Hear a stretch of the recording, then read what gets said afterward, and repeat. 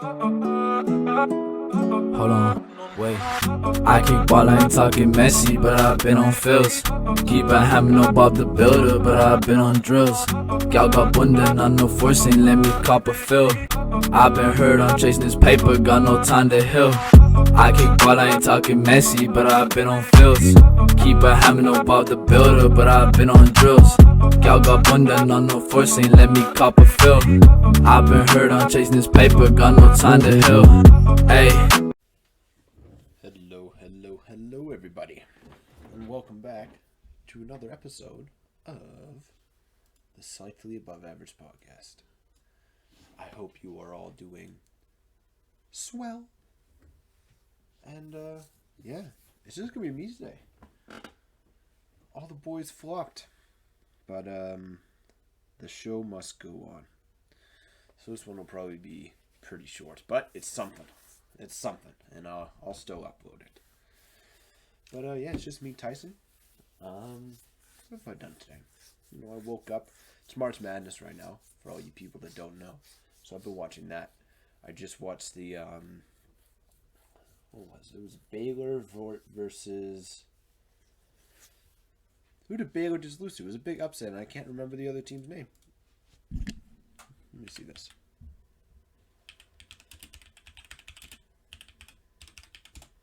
How do I not remember this? Oh, North Carolina. Yeah. It's North Carolina versus Baylor.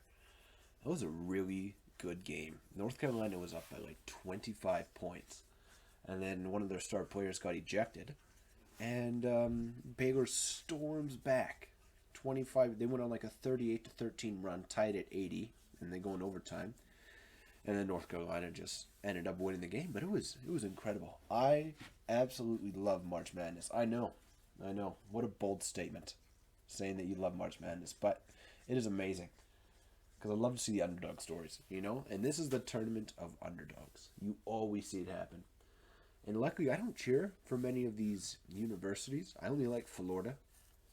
And they're not even in it this year, so I don't got to worry about it. But, man, being like a Baylor fan or a Kentucky fan must be tough. Just to lose to some university that you've never even fucking heard of. Just, this is random ass university that's smaller than most high schools comes and beats your team on national television. Like, it must be annoying. But I love to see that shit. Like, the Peacocks went over Kentucky yesterday. Oh, it was amazing. I love seeing that. But yeah, I'm watching the Kansas versus the Creighton Blue Jays. And Kansas is leading right now, but I guess we'll see where it goes.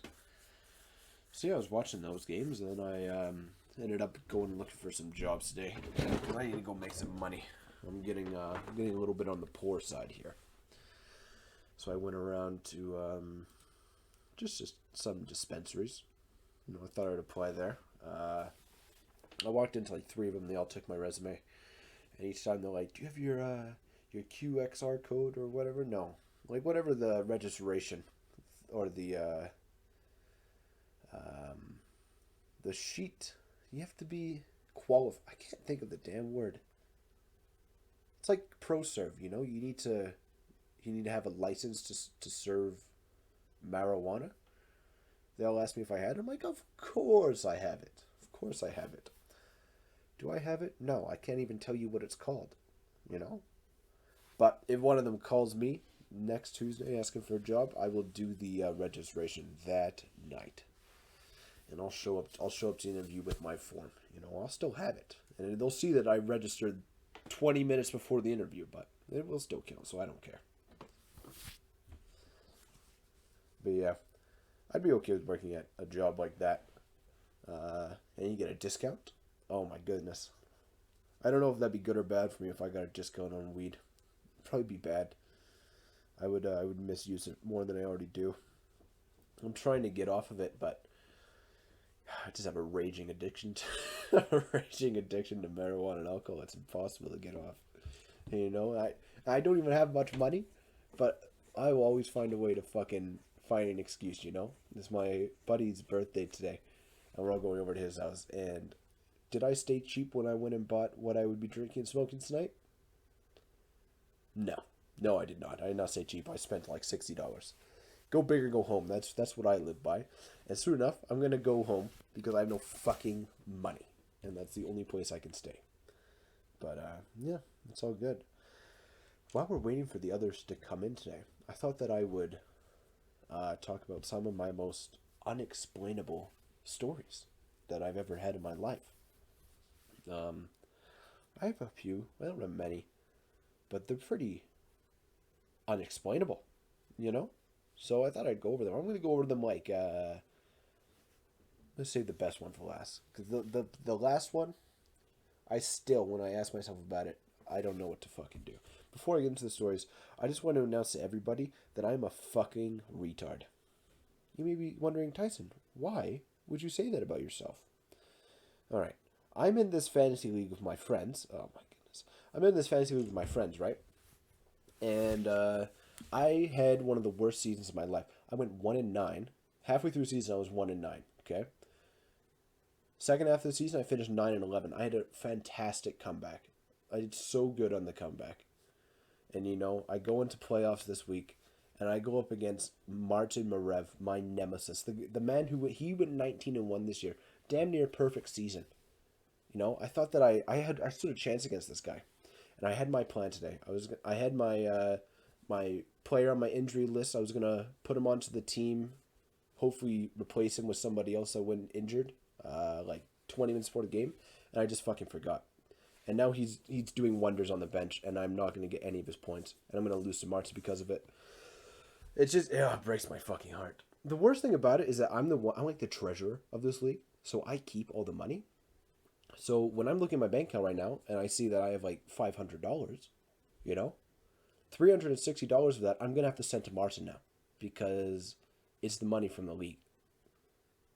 So when I lose in fantasy, I lose a majority of my bank account, and that is what's happening today. And to think that I lost it on a mistake like this, I'm gonna lose sleep over this. You should have seen me. I was fucking losing my shit before the podcast. Almost shed a tear and everything, punching the wall, almost ripped my phone in half. I was not happy. I'm not calmed down right now either. I need to calm down. But yeah, I don't think I'll ever get over this. And if Martin beats me, you know what I'm gonna do? I'm gonna have a good excuse. Be like, yeah, but you see Patrick Beverly on my bench, he got 50 points. Yeah, what if I wasn't a fucking retard? Yeah, it's only my fault, so I just have to live with it. But yeah, the unexplainable stories. So one day, right, I work at Skip the Dishes, and I was I was going to pick up an order of food, okay? And for all you people that live in third world countries, basically what Skip the Dishes is it's a company that you pay somebody to go and pick up your food from a restaurant, and they will go and grab it for you and drop it off on your doorstep, right? And I'm the guy that goes and collects the food. So I was going to this Chinese place, and I ended up having to park my car behind the building one day. And it was like, behind the building was this pretty large parking lot. And there was only one car in that parking lot. It was like a blue SUV. And it was empty. I didn't really think much of it. You know, I just parked my car, head into the Chinese shop, and I come back out to hear this weird noise. It sounded like somebody was like walking on the pavement in ice hockey skates.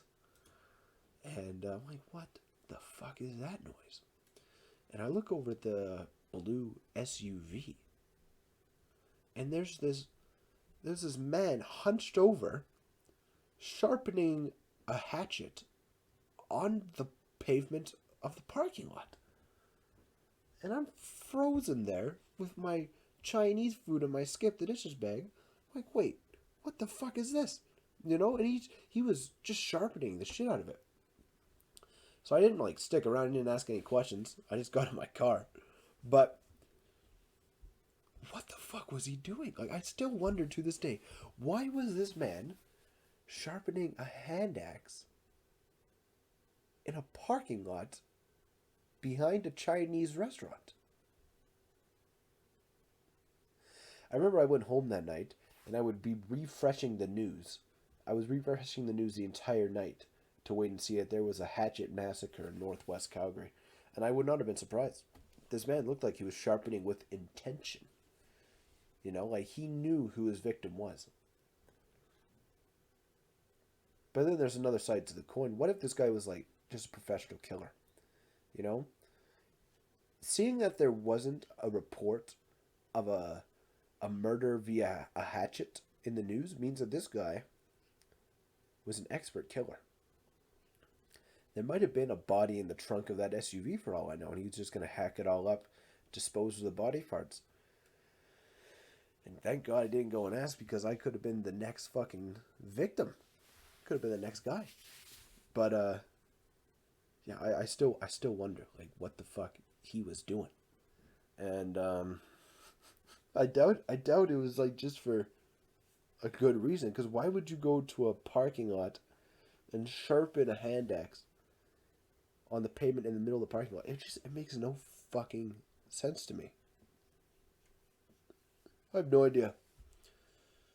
I think he definitely went and brutally murdered somebody. But I wonder who. Let me see. Because it's been a couple months. Let's see. Hatchet murders.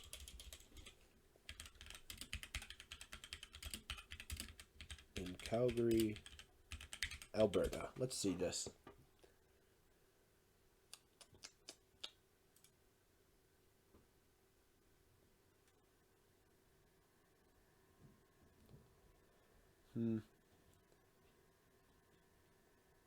This is from 2020.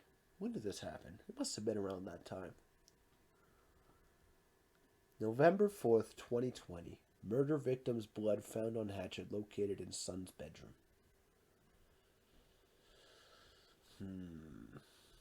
Where is this? Where is this son's bedroom? Is it in the northwest? That's all I fucking need to know.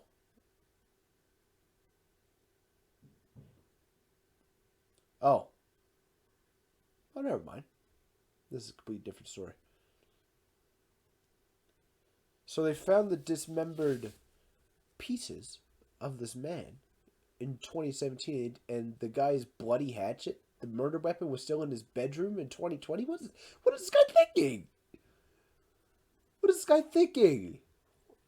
What a terrible fucking criminal. Hold up. Let me read this full story. Slain and dismembered Calgarian Muhammad Alak, blood was found on a hatchet and hammer, discovered in the basement bedroom of his accused murderer, son? Holy shit. So this guy murdered his own father? And then kept the hatchet in his house for 3 years? And didn't even clean it? What the fuck is wrong with you, man? You were asking to get caught.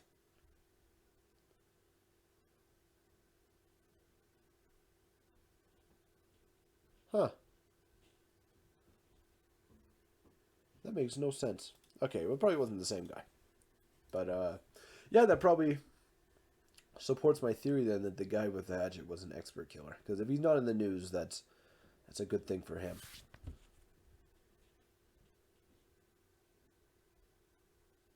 But yeah, who knows? I still wonder what the fuck that guy was doing with his hatchet. But I guess we will never know. That's why it's an unexplained story. All right, I have another one.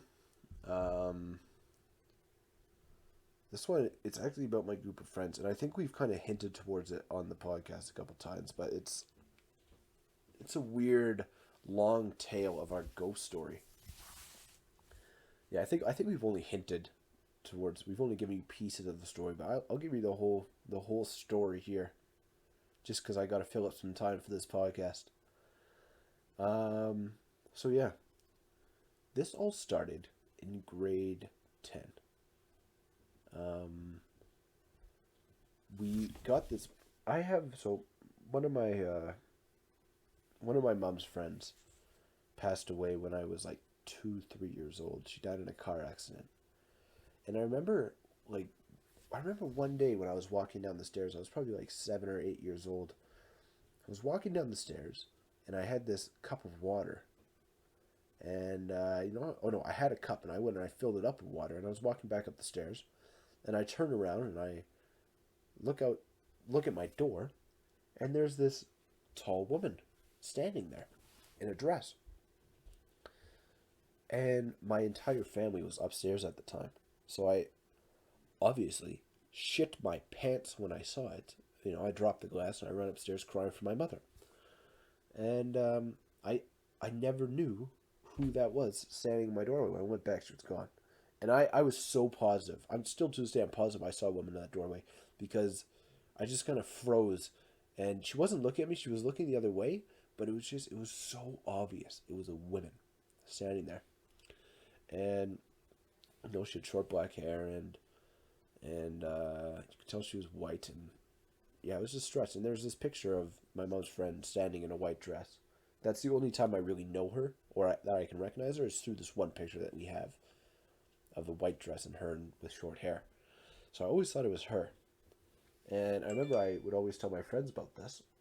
And someone got the bright fucking idea, hey, what if we get the Ouija board and we try to contact her? And I say, oh, what a bright idea, like they're fucking retard. The real dumbass is me for saying, oh, yeah, let's do that. That is genius. So, I have my friends over, and we do the Ouija board, and I remember we do it upstairs the first time. And Jordan, who was there? It was Jordan was there, Martin was there, Scott, Bryant, and then two girls that we went to school with. I think that was everybody. Yeah. Oh, and Emmanuel O'Gunnaby. He was there as well. And we all do it upstairs, and I didn't really know how to do an Ouija board. I only seen stuff in movies, so I kind of just followed the rules online, like don't do it where somebody has died. Say hello and say goodbye. And yeah. And I remember it was like this, we bought it off a girl in school, and she got it from Toys R Us. So I was very skeptical about it when we were using it. I'm like, this thing is, it's a Toys R Us. How real could this thing be? And, we use it upstairs, and it didn't work. I'm like, all right, let's go to a scarier place in the house. Let's go to the basement. And we went downstairs, didn't work again. And I'm like, all right, third time's a charm, we're going back upstairs. We go upstairs, and we tried again. And again, it doesn't work. And I remember that Scott spilled water on it somehow. I think he was stepping over us. Jordan, I remember, wasn't participating. He was so scared he didn't want to touch it. And he spilled water on it, and the little, the tablet that, or what is that thing called? Like the thing that everyone holds, and then it's supposedly supposed to move around. The ghost is supposed to move around and spell stuff out for you. It had the word Ouija on it, and when he spilled the water on it, the word just rubbed off. So when I saw that, I'm like, oh, this is a bunch of bullshit, So I just kind of packed up the board, put it back in the box, and I left it up by my bed. I remember I put it by my dresser. Key to this story, I didn't say goodbye. I did not say goodbye. Okay?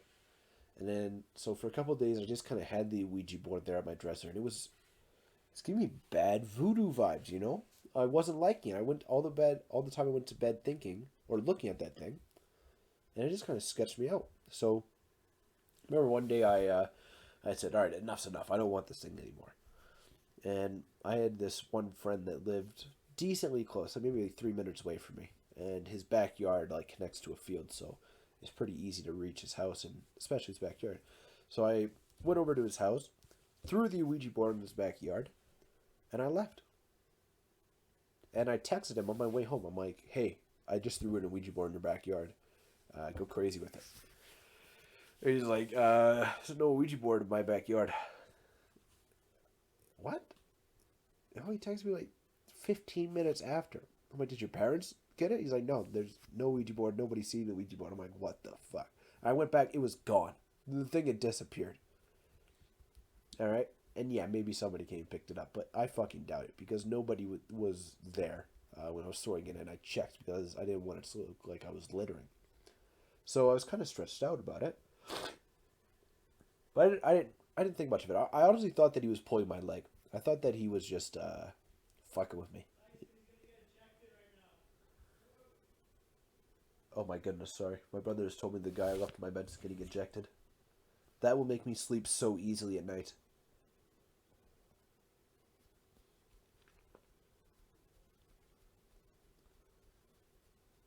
Yeah, he got ejected. Oh, okay. You know what? I can feel better about myself now. I don't feel like a complete idiot for leaving him on the bench. Oh, thank God. Now I'm still going to lose, but at least I won't have to constantly say, just if you fucking played him. Oh, I feel better. All right. Oh, my spirit has been restored. Okay, back to the story. So yeah, no, I just left the board in his backyard, and I didn't do much of it. And to be honest, right, most of the story is through other people's perspectives. The funny thing is that I wasn't the one that got haunted. Did you get ejected? You forgot to play your guy? Yeah. My guy's out. Yeah, well, I forgot to play my guy. I'll forever have no to... Jimmy all week. Giannis twice. Yeah? No Cunningham. Yeah, I get that. But your guys aren't out through your own mistake. My mistake is going to cost me this week. That's why I hate myself. Why'd you drop him? Because I can't play him tomorrow, and I needed to drop him so I could play somebody today. Yeah. Oh, no. I'm in desperation mode now. I lost complete focus when I was applying for jobs. I just lost 60 points. Yeah, I'm a fucking retard. But whatever. I'll live with it. Okay. That Kansas game is down to 1 point. I know, I'm watching it right now. Oh yeah, I'm actually thankful you reminded me. Kansas, the number 1 seed, is about to lose the crate to number 9. Or, I shouldn't say that, but hopefully they do. I love seeing upsets. But yeah, back to the story. I keep fucking looping back to this thing. I probably already lost everyone's interest. Whatever. So yeah. Jordan was the one that ended up getting the most haunted, which I thought was kind of strange, but I think we will find out why. So, what happened first? I remember that there was one point in time where I had all those people over again, back in my house, and we were in my basement watching a movie, and one of the girls there just started crying out of nowhere. It was so weird. Started crying out of nowhere, and then like she was crying like she couldn't move, like she was traumatized, she was frozen in a spot. And then she jumps out of her seat and starts screaming. And I'm like, what the fuck? And she swears to me that she saw a hand coming over her face. And then like when it kind of reached for her, that's when she jumped. But she could be complete fucking lying. The thing I remember is that Jordan, remember when he also jumped up when this girl started screaming, like that's your basic reaction. He looked in the mirror and he saw this boy with long hair staring at him through the reflection. And he turned around and he wasn't there. And I remember everyone just runs out of my house. I was left alone in my basement. I didn't really understand what was happening, but everyone just books it out of my house as fast as they can. And yeah, I was just stuck there, and I went outside, and the girl was fucking crying her eyes out. And I go up to Jordan. Jordan is white as a ghost himself. I'm like, what the fuck happened? He explained it to me. And after that, I was traumatized after this, because now I think my house is genuinely haunted. And I didn't even want to go to sleep in my house anymore. But that boy that Jordan thinks he saw, we think it's my father's friend who died. There's this picture in my basement of this. My dad was on a hockey team, and one of his better friends on that team passed away. I think he had an aneurysm in his sleep. And the next day they won I think the championship game for their hockey team. But in the picture when they're holding the trophy and celebrating, you can see in the background there's this weird silhouette of a person standing behind them. My dad swears on his life that was his best friend who's in the silhouette. So me and Jordan always saw that this person that Jordan saw behind him was that person in the silhouette. Maybe when we use the Ouija board, we let out more than one ghost. But I was always freaked out by that. And ever since that moment, Jordan started having so many experiences. Ones that send shivers down my spine. The one that try and go over them. The first one was when he was at his house. He's playing video games with our good friend Thomas Pecci, and I think he had this like candle upstairs near his sink, this Jesus candle, and he's playing games with his friend, and he hears this crash, and he goes upstairs and he finds the Jesus candle, and he puts it back and walks back downstairs, and he's talking to Thomas again, and he hears the crash again. He hears it. And this time, he's like, fuck, okay, I'll be right back. I think the candle fell again. He goes upstairs and the candle is shattered on the ground. Right? And he picks up the pieces and he goes back downstairs and he hops on the call and Thomas Pecci's gone.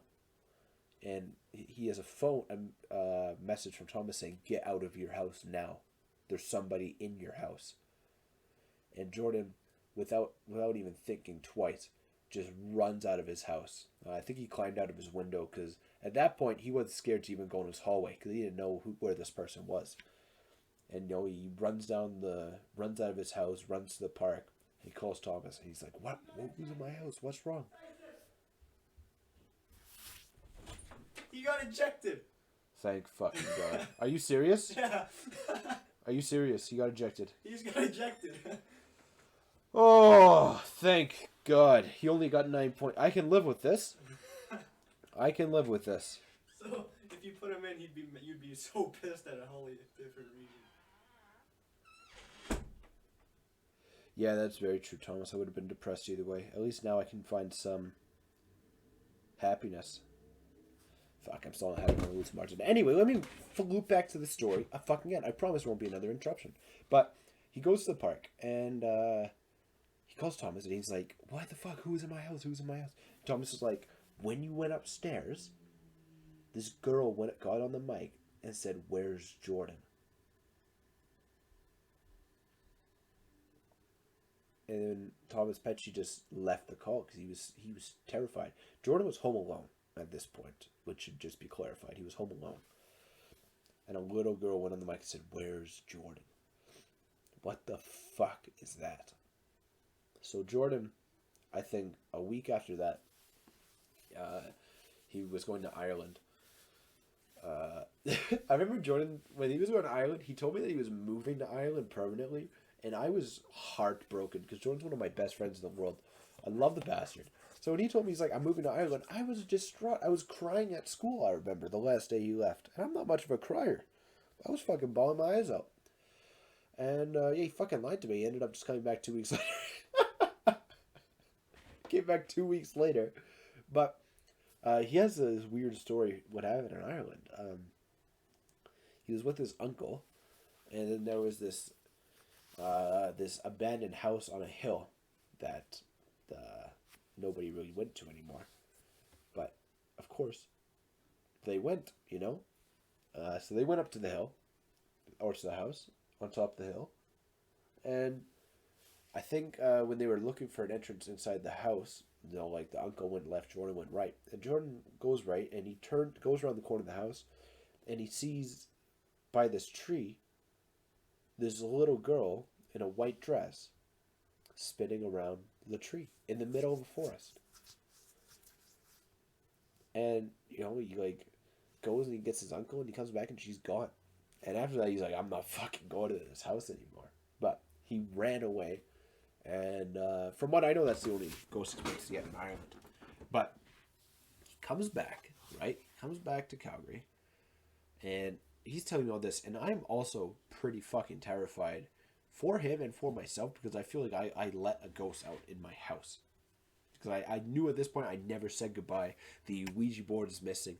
Jordan's fucking haunted. I did something wrong. I did something seriously wrong here. I thought it was my fault. And because Jordan didn't want to do it, but I forced him to be in the room when I did it. So I'm sorry, Jordan. But he comes back, and there's one day. This was one of the weirdest stories ever.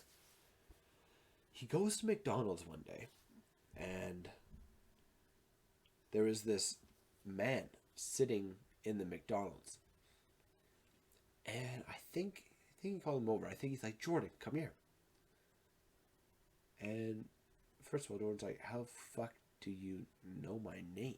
But he goes over and talks to him, and the guy, he just starts naming a lot of shit about Jordan. He's like, you're Irish, you just came back from Ireland, you're in grade 10, not always going to school. Like, he just, a bunch of things that only Jordan would know. Like, things that you would know if you knew Jordan. And Jordan was like, freaked out. He's like, how the fuck do you know all this stuff? And, basically, as the conversation went on and on, I talked for like 2 hours apparently, but the guy told him, he's like, I can tell that there is a spirit on you. I can see it. I'm a man that goes around the world and I help people and I release the spirits that are haunting them from them. And Jordan didn't believe him. He's like, well, I think he actually did, because he knew that all these occurrences were happening to him after the Ouija board, the thing he saw in his house and the thing he saw. Oh my god, I'm looping back. I'm sorry. This is terrible storytelling by me. But when he ran out of his house that night where he saw the little girl, or heard the little girl, or Thomas Petchy heard the little girl on the phone, he ran out and he saw somebody standing in his window. And he swears by it when he was running away. And that's why he was so terrified to go back. He slept that night at McDonald's because he saw somebody standing in his window. But after seeing that and the little girl dancing on the tree, this guy, he believed he was haunted. He was terrified. And when this guy said, you are possessed, Jordan believed him. And I think he just held Jordan's hand and he said something to him. And Jordan, he described it to me. He says that it feels like something was on his back, like it was hugging him from behind, and it let go as soon as the man held his hand. And past that point, he didn't have any more ghostly occurrences, And I remember, like, 2 days later, I actually ended up meeting two girls at school, and their mom was an exorcist assistant, and I spoke to her, and she said that what I'm experiencing is pretty real, and that I should bless my house with holy water, since my house is like the origin. So I went, she got me holy water, and I doused my house. Actually, I doused my bedroom. I got pretty selfish about it. I only cared about myself.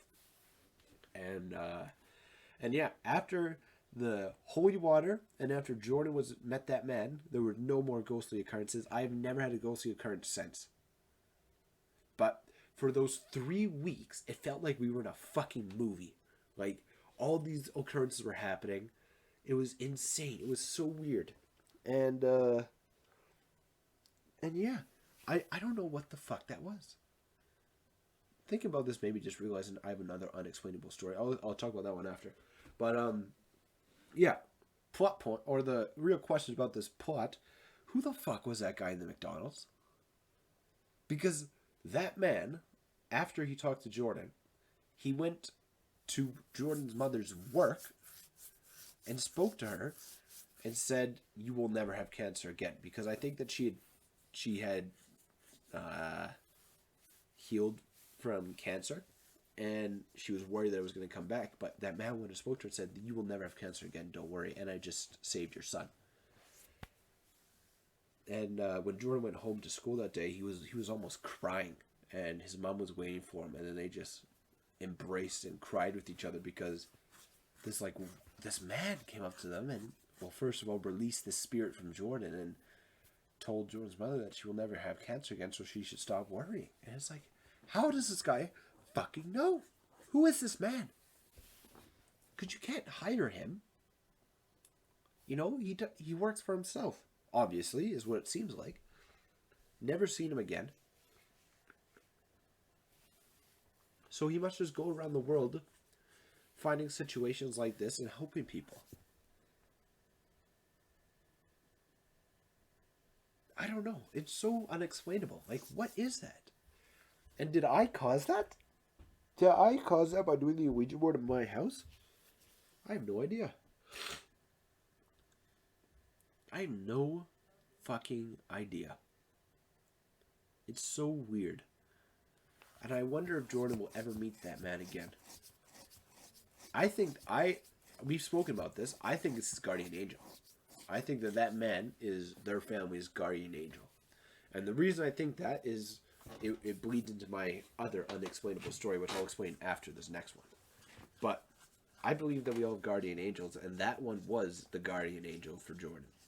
You know, he came and he saved him, and he got rid of the spirit that was holding him, and then he went and brought his mother peace by telling her that she'll never develop cancer again. Bro, that is scary but amazing. Scary and amazing at the exact same time. I have no idea what that guy was. And yeah, because how does he survive? Because he obviously doesn't get paid.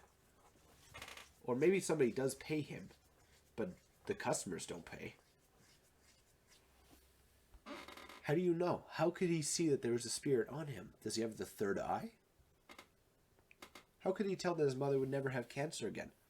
It's fucking unexplainable. Do you see why I'm talking about this here today? It's unexplainable. And even though it never happened to me, it involved me in some way, and I feel like I caused it, and that's why it fucking keeps me up at night sometimes thinking about it. Like, what was that shit? What was that? I have no idea. But I have another unexplainable story. This one involves Jordan, actually. As many of you guys have probably had, or at least heard of, sleep paralysis. I remember I had never had sleep paralysis before this moment. And I had spoken about my friends, and they had told me about sleep paralysis. And, you know, their sleep paralysis weren't scary. Or, that's a complete lie. Jordan, I remember he saw a woman in a bikini in a sleep paralysis. He said it was amazing. Martin said his sleep paralysis was a man pointed a gun through the doorway of his bedroom and held it there for like 7 minutes, and all Martin could do was watch and wonder if it was going to shoot him in the face,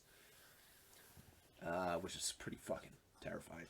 And then mine was fucking, I think, the scariest. I'm not trying to be biased here, but mostly because of what happened after the sleep paralysis.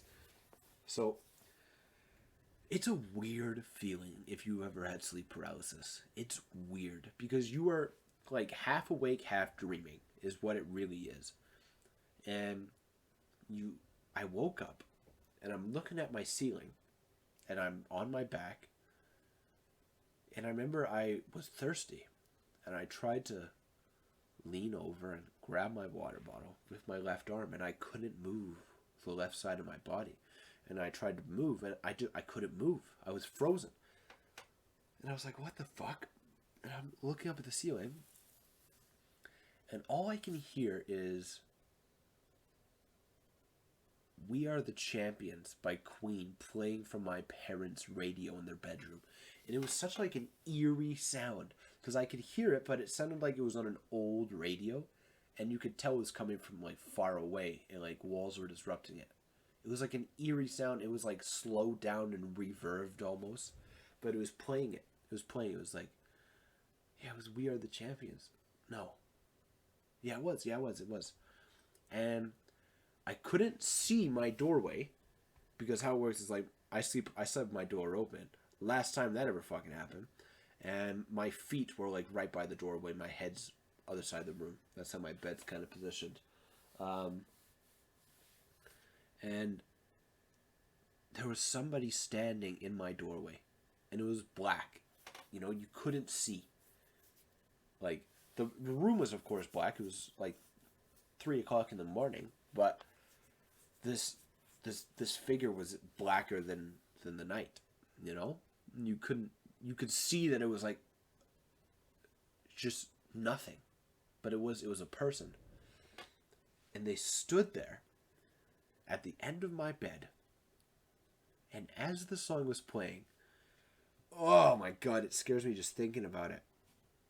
I could feel it caressing its fingers along my feet, like it was moving its hand from top to bottom of my foot. And as the song progressed, they moved their hand faster. You know, like it was like they were tickling my feet almost. and I couldn't move, and it was the longest 5 minutes of my life. It felt like an hour, because I think it was 5 minutes because it was the entirety of the song. I remember the song playing. We Are the Champions doesn't hit the same after that experience. You know, I don't like that. It brings back fucking Vietnam flashbacks for me. But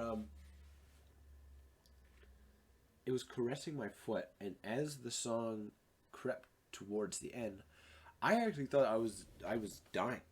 I thought I was dying, and that was the end. And I was like really depressed about it. I was really depressed. I was like, if I could just have one more fucking day, because I don't think I did everything I wanted to do. One more day so I could say goodbye. And I thought that it was like an angel of death or something that was coming for me. And I just couldn't fucking move. And when the song comes to the end, I closed my eyes and I was so scared. I was just waiting to die. And then all of a sudden I could move again. I could feel like I could move again. So I wake up, you know, and I slam my door. There was nothing. It wasn't standing in the doorway anymore. I felt like its hand leave my feet and like walk away. And after I slammed the door shut, and I just got in my corner and I cried. I just cried. I was so fucking scared. And I remember I just needed to talk to somebody. So I texted like 4 of my closest friends. I just had sleep paralysis. And at 3 a.m, you know the one man who answers the call? Jordan Brown Gallagher. You know, of course he would. The dude's always fucking awake. But he answers the call. And we talked for 15 minutes. I remember he picked it up at 3 a.m. And we talked for 15 minutes, no more, no less. I explained to him that exact story. And after 15, it couldn't have been more than 15 minutes. It couldn't have been. Because all I did was explain the story to him. He didn't offer advice. He didn't tell me one of his stories. He didn't do fucking anything. All we did was explain that story. And he just said, wow, that's crazy. And we look at their phone. It's 5 a.m. now. 2 hours had passed. Apparently it took me 2 hours to tell this story. I don't believe that. Me and Jordan, I remember when we looked at 5 a.m, we were both like, what the fuck? It is not been 2 hours. We just had a conversation for 15 minutes. And that scared the shit out of both of us. Because we swear in our lives that conversation was no more than 15 minutes. I wish he was here. If next week I'll get him to say it, that conversation was no more than 15 minutes. And 2 hours passed. After my sleep paralysis episode. It makes no sense. It makes no sense. What happened? What happened in those 2 hours? And I didn't sleep. We didn't talk about anything else. So even if he did have time to say one thing after I told him the story, it would not have taken 2 hours. It was not on the night of daylight savings time. How did those 2 hours disappear? I do not know. I don't know. It was so weird. It's so weird. It just disappeared. It's unexplainable. I still don't know. I still don't know what happened in those 2 hours. Maybe I was abducted by aliens. Maybe that's what happened there. Because I don't know what else could have happened. How do you lose 2 hours? We didn't fall asleep. Because I didn't sleep for the rest of that night. Because my heart was beating through my chest. Where did the 2 hours go? I have no idea. I have no idea. But that's why it's an unexplainable story. My last one. This is my favorite one by far. I love this one. So, I was getting on the bus, heading to school. And my school is right across the street from a train station. So the bus takes me to the train station. I get off and I go to school. And remember I went to the bus stop and there was this She was an Arab woman. I remember she was standing there. She was probably like in her 30s, 40s. And she's standing there and she looked very confused.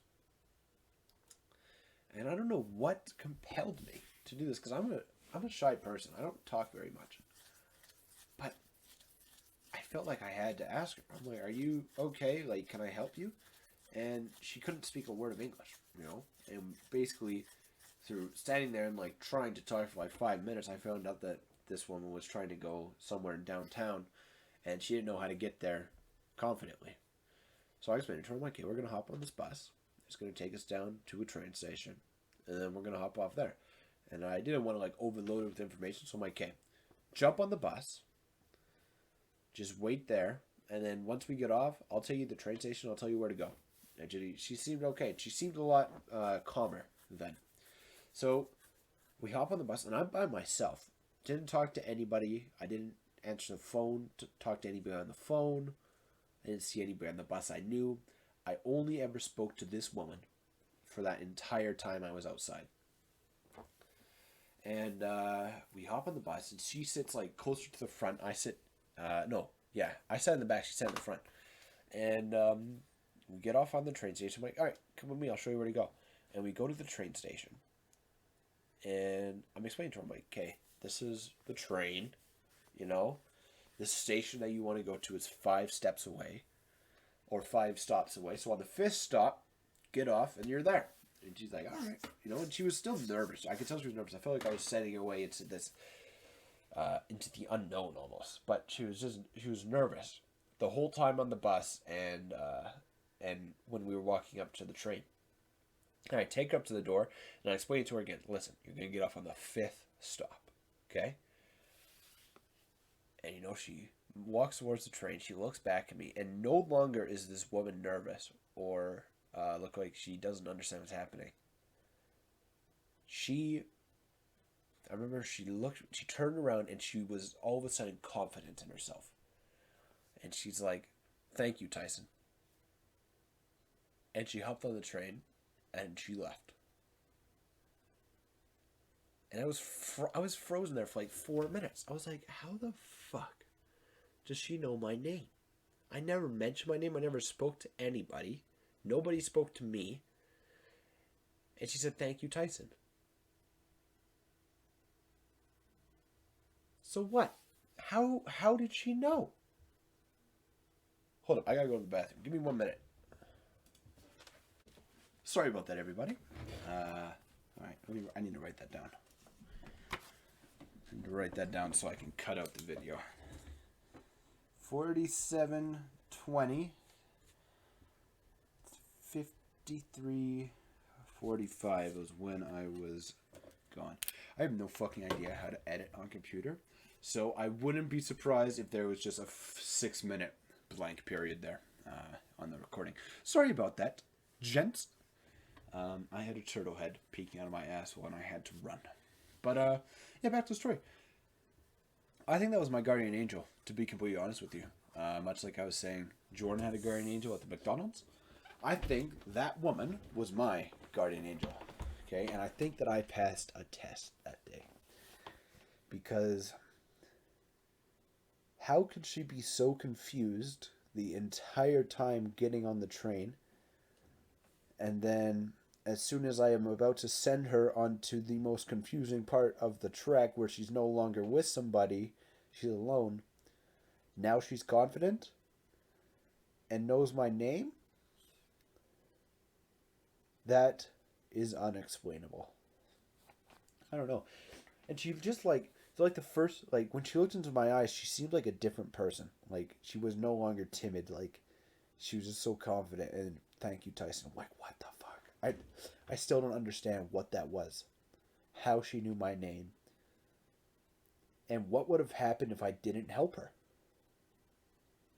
You know? What if that was, I think that was a test, to be completely honest with you. I think it was like some test that I passed. And I would have been punished if I didn't do it. I have no idea what the punishment would have been. But And I don't even know what my reward was. Maybe I won't get this reward for like 30 years from now. But I'm so happy I did it. Let's think I still helped somebody that day. But who knows? Who knows what that was? But yeah, those are my unexplainable stories. I can't think of any other ones, so I think I'm just going to stick with those 4. But I don't have answers to any of them. They're a bunch of fucking hypotheticals. They could be anything. I think story 2 and 4 goes down to guardian angels. And I think 3, I was abducted by an alien. And 1, that guy was a professional killer. I think those are the answers. But why the fuck would the aliens kidnap me from my house, from my bedroom, with Jordan? Makes no sense. Unexplainable. But where else were those 2 hours have gone, you know? It's tough. It's tough. I could sit here for an hour going over what ifs, but I don't know. I'll let you guys do that. But yeah. What's something else I could talk about here? I've been playing Elden Ring a lot as of late. God, that game is amazing. I'm loving it. I know, another bold statement. Elden Ring's a good game? Holy fuck, this guy's unique. No, I'm not. I'm a fucking sheep. But, it's good. It's good. It's my first Souls game, and I'm dog shit at it. The amount of times I've turned more into a casual gamer as I've gotten older, sadly. Just because gaming doesn't fucking pay the bills unless you really make a job out of it doing YouTube. For me, it does not pay the bills. So, yeah, I've just played casually, and I log on a couple times throughout the day, and I just fucking die 30 times. I'm like, all right, maybe tomorrow Tyson will be able to do something. And does tomorrow Tyson ever do anything? No, he doesn't, because he's just as shit as yesterday's Tyson. But it's a lot of fun. I'll definitely keep playing it. I see all these videos of people fighting like gods, so I feel like I haven't even scratched the surface on this game yet. But I'm addicted. And you best believe as soon as I upload this podcast, I'm going right to my PlayStation to play some more Elden Ring, because I've been waiting to do it the whole damn day. And I'm going to throw in some March Madness right beside me. God, it's going to be perfect. And then, yeah, after that, I'm going to head to my buddy's house for his birthday. That'll be fun. I got some... I bought a 2.6 Captain Morgan for tonight, so that'll be good. And then... what else did I buy? I bought a 10-pack of Outlaw small little baby joints. 0.4 grams. Not very much. But I remember I smoked them like a week ago at the pub with my buddies. And they did the job. And they're in little like micro doses, so it's nice for when it's cold. You can just run outside, get it done, and fuck off back inside. And then I have this 1 gram Blue Dream waiting for me, because I'm going to walk home tonight. Because I'm not fucking buying Uber anymore. Not with the gas prices going up this much. I'm just gonna walk 40 minutes home by myself. Hopefully I don't get abducted or raped, but I doubt I will. I'm a 6'3" dude, so they'd have to be hunting for the most dangerous sports if they want to go for me, you know. But maybe people do that. Maybe there are sexual assaulters. I don't want to say rapists. I've already said it. Yeah, people that do that. They must go to the biggest targets for sports. Let's fucking hope not, because they'll fucking... once they get me, they'll probably cut off my head and hang it over the fireplace. Oh, that was my best one. That's the one I'm most proud of. I hit his knees out with a baseball bat, and then me and my buddies dragged him into the back of our white van, and we had a fantastic March 19th. Yeah, let's fucking hope not. But it'll be good. I'll be able to think of some ideas for the story I want to write. That's fun. I usually get the best ideas for that thing when I'm like out by myself, insanely drunk, or insanely high by myself walking. It's usually when I get the best ideas. So yeah, like you know that what is that technique where you're like supposed to like hold something? You're supposed to like hold your phone over your chair and while you're sleeping, and you're supposed to go to sleep. And as soon as your phone hits the ground, you are supposed to wake up, and then you're supposed to be your most creative self. I've heard that that's a technique that some writers use. I've never tried it out because I know me. I would probably just convince myself to go back to sleep. But for me, it's getting very intoxicated and going on a walk alone when there are threats out and about. That is usually when I can get the most thinking done. But yeah, that's probably what I'll do tonight. Have you guys seen the newest Denver Broncos signing? The Denver Broncos just got Russell Wilson. Yippee! Russell Wilson. Drew Lock is gone. Finally. Finally. Bro, I couldn't fucking watch another season with that guy at quarterback. It would drive me insane. Russell Wilson, the way he talks on the to the media kind of freaks me out. I don't know what it is. He's like too calm. But he's like also like sounding like he's a motivational speaker at the same time. I don't know. It doesn't make any sense. Russell Wilson. Hey, let me play it for you guys. I think that how he speaks to the media, it weirds me out, bro. It weirds me the fuck out. Oh, no. Don't look on his account. He won't post those ones. The Broncos, though. But no matter how much he weirds me out, I am damn excited to see him play. Here. I'm excited to be a Denver Bronco. What it means to me, it's about championships. It's about winning culture. It's about tradition. It's about making sure that we're doing it at the highest level possible. And, I'll do whatever it takes to win. And it's also about the community, too. All right, Russell Wilson. I may never watch your interviews, but I'm excited to see you play. The way he speaks to the camera pisses me off. It annoys me. But, I can be excited about Russell Wilson, but then I'm just not anymore. Because I look at the rest of the AFC and I'm like, what fucking team is getting out the AFC this year? Huh? Is it the Chargers? No, they can't even tie properly. Is it the Raiders? No. Devontae Adams just went there for a big paycheck. Is it the Chiefs? Probably. The deadliest TikTok team in the league right now with Juju Smith-Schuster. Juju Smith. However the fuck you say that guy's name. Him and Jackson Mahomes are going to be the most dynamic duo on TikTok. And what that also means for me is they're going to be people I'm going to enjoy watching lose the most. Because there's just something about the Mahomes family. I know, another brave statement. Nobody else has said this before. But that family annoys me. I don't know what it is. I feel bad for Patrick Mahomes. I feel like that girl is gonna like cause him a lot of drama in his life, just because of how she acts. Like I don't know. She seems like a bit of a bitch in my opinion. But Jackson Mahomes takes the cake. That guy is just annoying. He's just an annoying dude. I actually saw reports that they're not going to be allowed at the games anymore, at the home games, because it's bad for his reputation. And I completely understand why.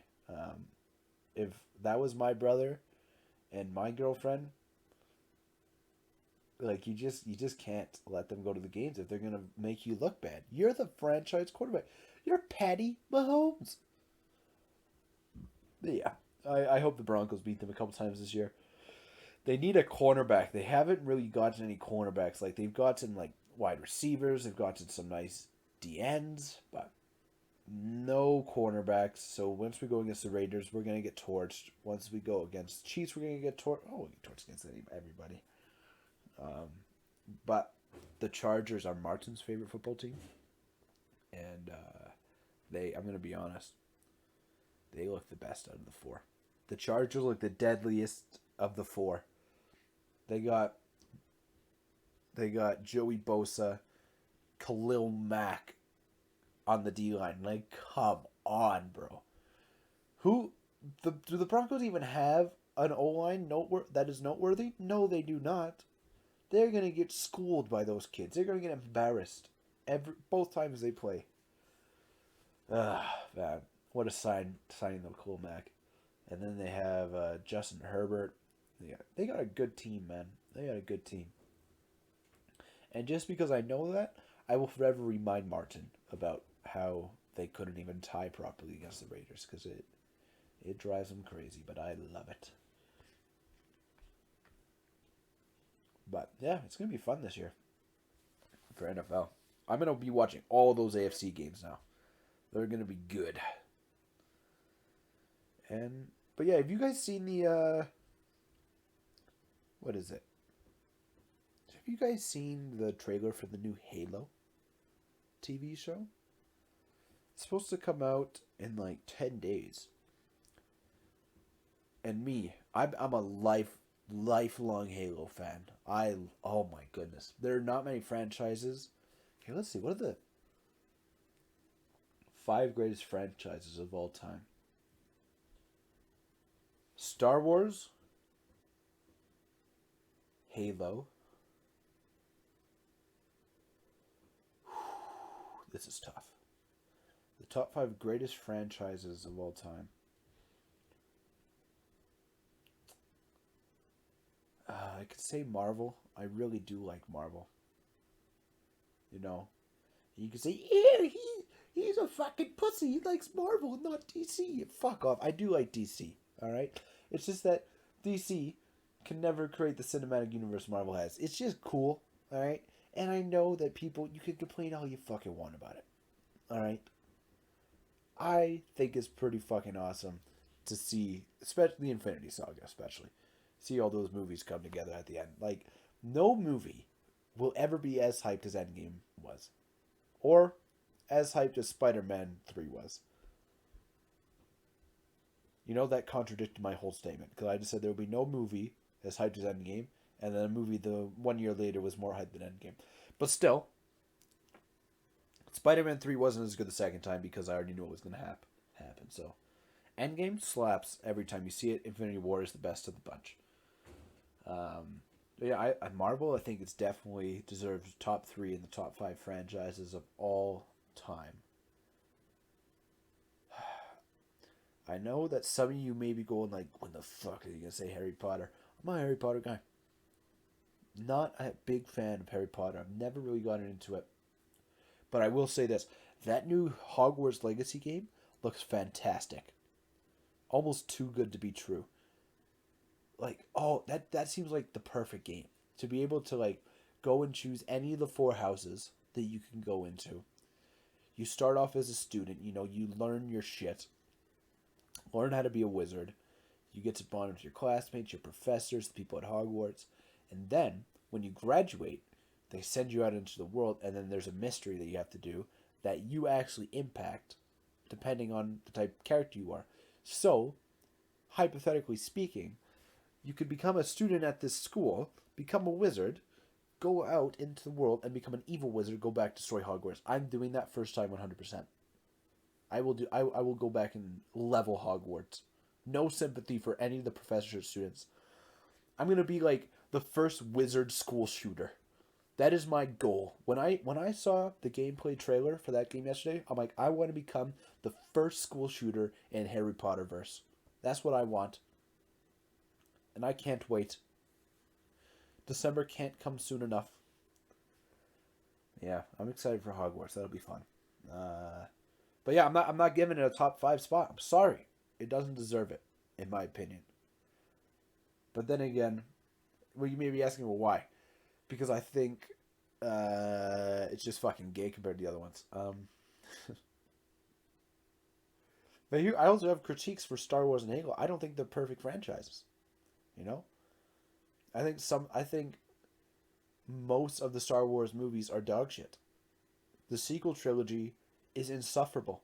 You can't even watch that anymore without thinking about this should have been what they did. Because me, I want to write in the future, so every time I fucking look at that, I think about all the things I would have done differently, and I'm like, yeah, that would have been nice. But then again, probably would have turned out shit because I'm just a fan. What do I know? But man, that trilogy could have been so good. Could have been so good if they were just on the same page. It is so crucial, right? If you're gonna make a story that branches out across multiple movies, seasons, chapters, whatever scratches your nuts, all right? You got to plan it out beginning to end. You don't fucking come up with the second part after you finish the first part. Or after the first part has already been published. You got to know what you're doing in the second part before you even start making the first part. You know? Like, write all three at once. That's my critique. 4, 5, and 6 slap. TV shows, pretty good. Haven't seen Boba Fett yet. Obi-Wan's gonna be amazing. So hyped for that. So yeah, and just because of the lore of Star Wars, I'd give it that. Yeah, it deserves top 5. Halo, definitely top 5. Just so damn good. Are these fuckers that make Halo Infinite ever gonna release something new? Like, come on. I spent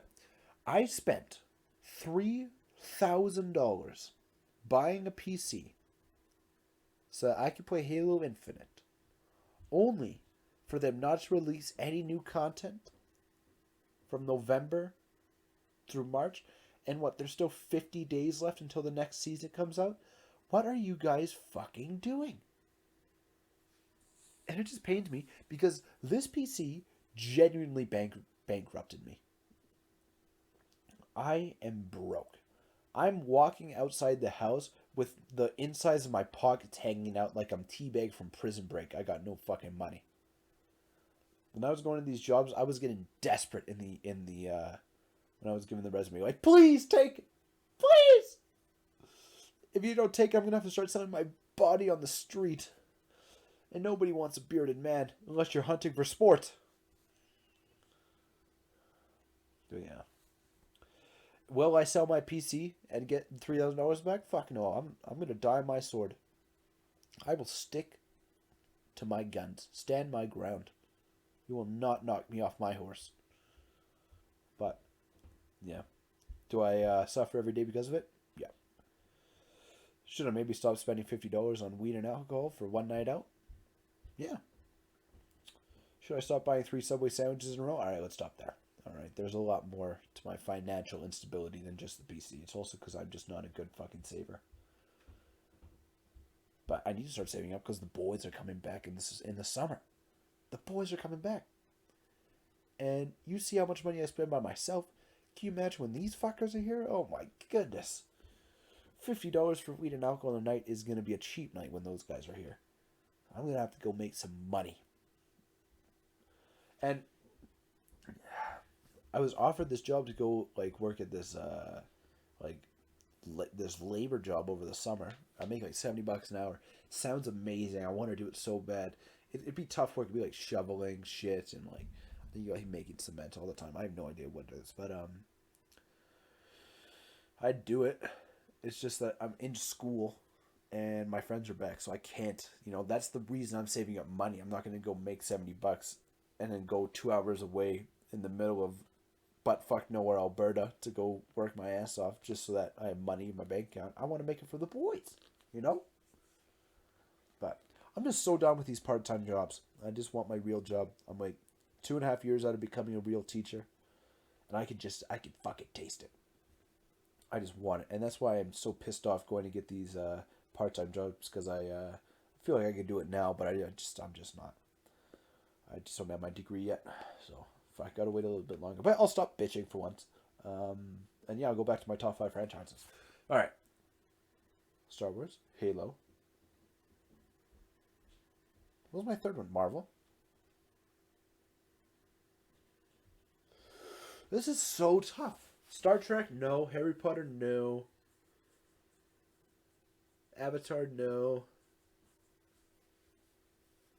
Do I want to bring an anime into this? It's tough. I don't think any anime. Because I could say One Piece if I fucking watched it, you know? Because I know it is one of the best franchises in the world.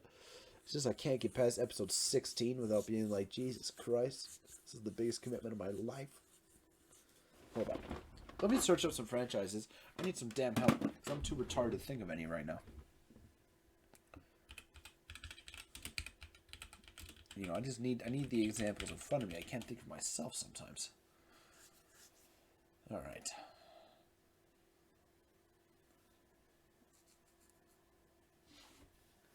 James Bond, no. No, it's not top 5. Transformers, no. No, it's not. Lord of the Rings, that's definitely top 5. 100% that is top 5. Lord of the Rings laid the fucking groundwork for fantasy. When I say I want to make my own story, I wouldn't have the idea to make my own story without Lord of the Rings because of just how cool it is. You know? Like, his story, remember Tolkien, he said he wanted to create it because his main thing was he wanted to create his own language. The main thing I want to do is I want to create my own history in this story. That's why I'm like super excited to do it. But, you know, that guy laid the fucking groundwork. Alright. Let's see. Jurassic Park, no. DC. Oh, it's close. It's good. I like DC. The movies are shit, but I like the comics. No, though. Really? Harry Potter's top 3 on everybody's list. Maybe I'm just uncultured.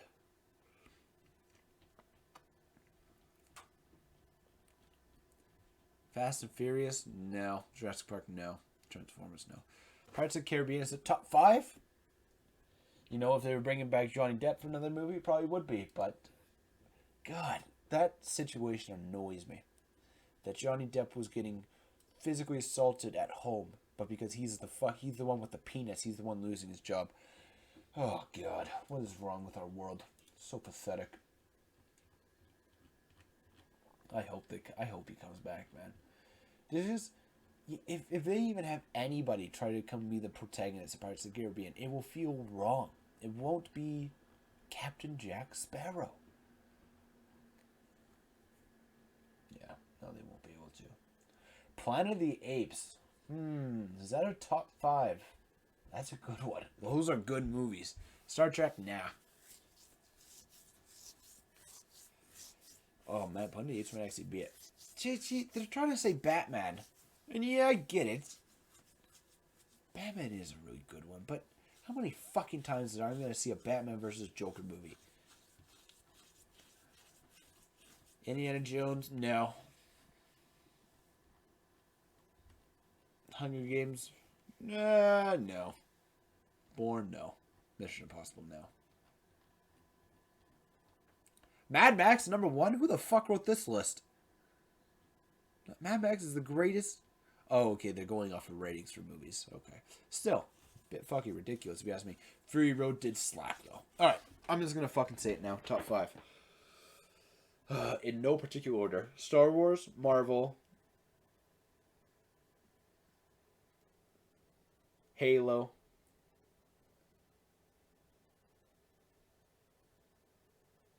how did I forget all of them in that fucking 10-minute... Star Wars, Marvel, Halo, Lord of the Rings, and Red Dead Redemption. Those are the greatest franchises of all time. Alright? Nothing tops those franchises, in my personal opinion. Alright? You don't have to fucking agree with me. But they are damn good. And my goal is to create a franchise that just is in the conversation. It doesn't even have to be top 5. Just someone that could be like, fuck no. Just them saying fuck no. You know, if it's even brought up, you did something right. You know? You did something right.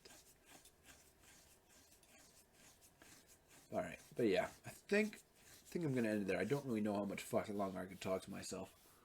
But, yeah, I'm gonna go watch some March Madness. Gonna go play some Elden Ring. Thank you all so much for listening.